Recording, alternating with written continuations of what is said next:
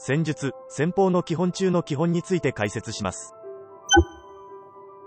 シャープ2において、戦闘において部隊を運用する術という戦術の定義を述べました。ここでもう一段階具体化しておきます。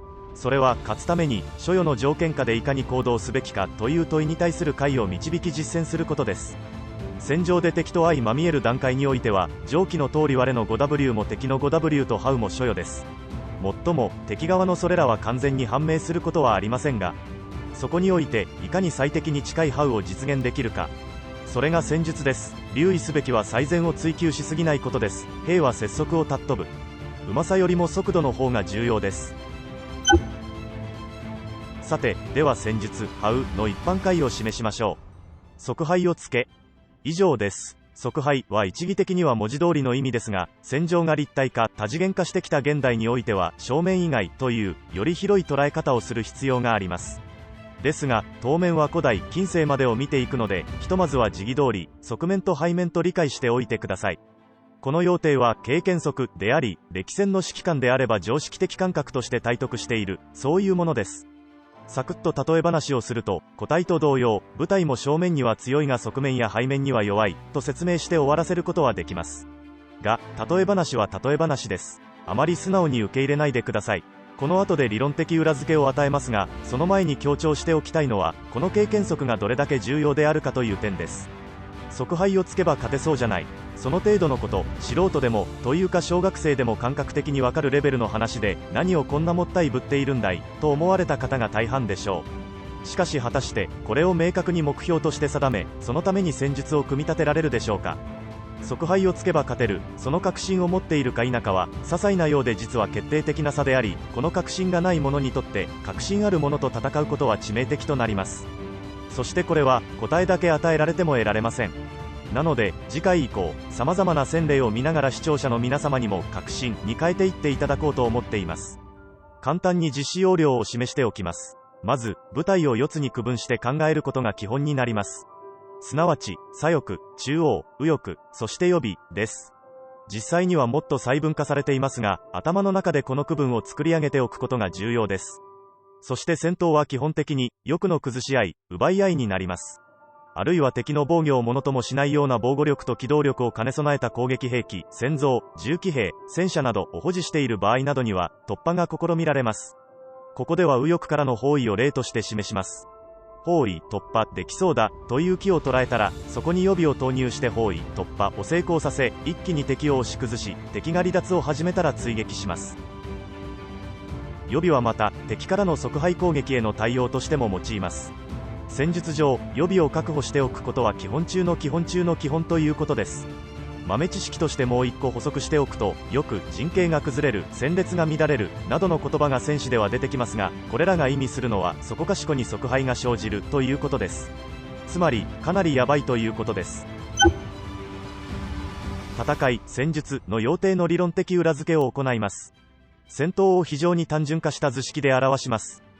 戦闘力の要素を内部エネルギー、運動エネルギー、位置エネルギーに散分します。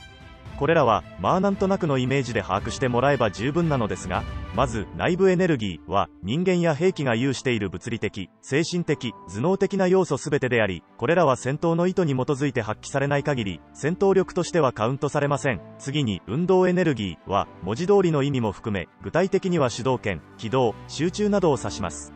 内部エネルギーから変換することによって得られます。最後に位置エネルギーは、これも文字通りの高低差も含め、他に障害、遠兵、隠蔽などからなります。これらは内部エネルギーに上乗せされるものと考えましょう。そして攻撃 vs 防御とは、運動エネルギー vs 位置エネルギーと捉えることができます。さて、攻撃側の運動エネルギーも、防御側の位置エネルギーも、実際にはムラがあります。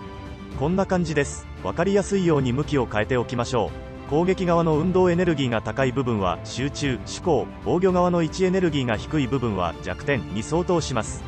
そして防御側には、このように側面、背面があるわけですが、通常ここは敵にさらされてはいません。河川や山岳等の天然障害、堀や柵等の人工障害に委託してあったり、全周防御が取られたりしています。攻撃側は、何とかしてこの即配を突きたいわけです。まず、迂回に成功してしまえば、防御側は陣地を放棄しなければならないわけですから、その時点で位置エネルギーが消滅することになります。絶望的ですね。次が包囲か突破です。どちらにしろ、敵の弱点に運動エネルギーを集中発揮し、包囲もしくは突破を行います。この時点では、部分的に位置エネルギーを消滅させたことになります。しかし、これによって側面が現れます。さらに回り込めば背面もさらされます。つまり、側背からの攻撃が可能となります。戦果拡張と呼ばれる段階です。ここまで来れば、防御側の位置エネルギーは実質的に消滅したことになります。つまり、側背をついてしまえば、どれだけ防御部隊が残存していようと、あとは暫敵相当となるわけです。防御側の戦意やその指揮官の判断等にもよりますが、いずれかの時点で退却に移行することとなり、攻撃側は追撃という、最も成果、防御側から言えば損害の得られる戦闘段階へ移行することとなります。で、防御側の取るべき方策はといえば当然この裏返しで、まず側背を晒さないこと。そして作らせないこと。位置エネルギーが低い部分、つまり弱点を補強しておきます。それでも抜かれてしまいそうになった場合、そこに予備を投入して再度補強する、ということになります。かなり単純化した話だったので狐につままれた感が残ってしまったでしょうか。この後の動画で戦士例を引きながら、側背をつくというのが具体的にどういうことなのかを見ていきます。おまけで、攻撃、防御それぞれにおいて最も基本の戦法を述べておきます。まず攻撃の基本として相互支援を選びました。大きく2つに分類できます。1つ目は交互前進です。図では個人を想定していますが、小部隊単位でも行います。解説の必要もないかもですが、片方が援護射撃をしている間に片方が前進し、ある程度前進したら後退する、その繰り返しになります。中には援護射撃ってそんなに効果あるのと思われる方もいるかもしれません。その場合は防御側の目線になって考えてみましょう。2つ目が主攻と助攻です。もし助攻がなかったらどうなるでしょう。敵は主攻だけに戦力を傾けることができるので容易に攻撃を撃退できてしまいます。